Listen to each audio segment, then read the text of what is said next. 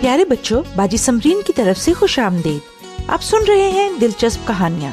آئیں آج کی کہانی سنیں اور لطف اندوز ہوں۔ یسوع پطرس کی سانس کو شفا دیتا ہے۔ لوکا 4 باب۔ اپنی فکروں کو دور کرنے کا مشورہ۔ کیا یہ ایک اچھی بات نہیں کہ ہماری فکریں اور مشکلیں سب ختم ہو جائیں؟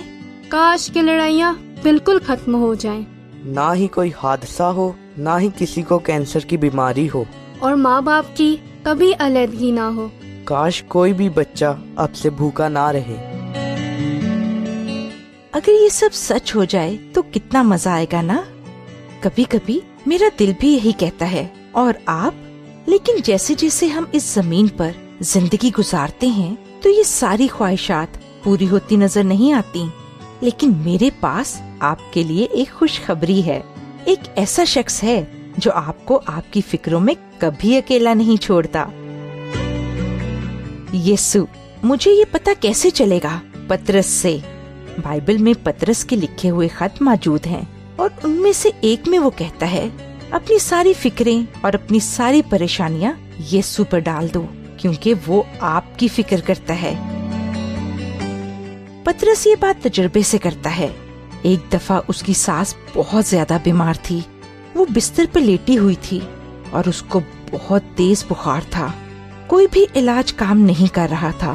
پطرس اور اس کی بیوی ہمت ہار چکے تھے، لیکن جب یسوع ان سے ملنے آیا تو انہوں نے اپنی ساری فکروں کے بارے میں یسوع کو بتایا۔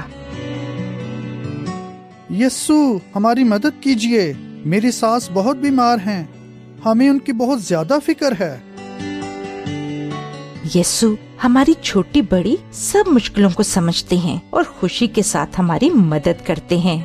بائبل میں یہ کہا گیا ہے، یسوع اس بیمار عورت کی چارپائی کے پاس گیا اور اسے ہاتھ سے پکڑا۔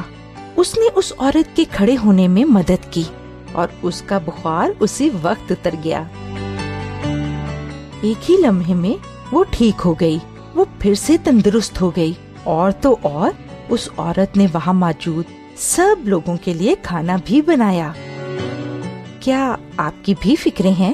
یسوع کے ساتھ ان کے بارے میں بات کریں۔ وہ آپ کی دعا کو سنتا ہے۔ ہو سکتا ہے وہ آپ کی مدد اتنی جلدی نہ کرے جتنی جلدی اس نے پطرس کی مدد کی، لیکن یہ یاد رکھیں کہ یسوع کبھی زیادہ دیر نہیں کرتا۔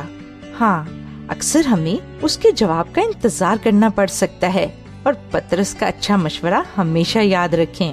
اپنی سب فکریں یسوع پر ڈال دیں، کیونکہ وہ آپ کی فکر کرتا ہے۔ اچھا بچوں، اب باجی سمرین کو اجازت دیں۔ خدا حافظ۔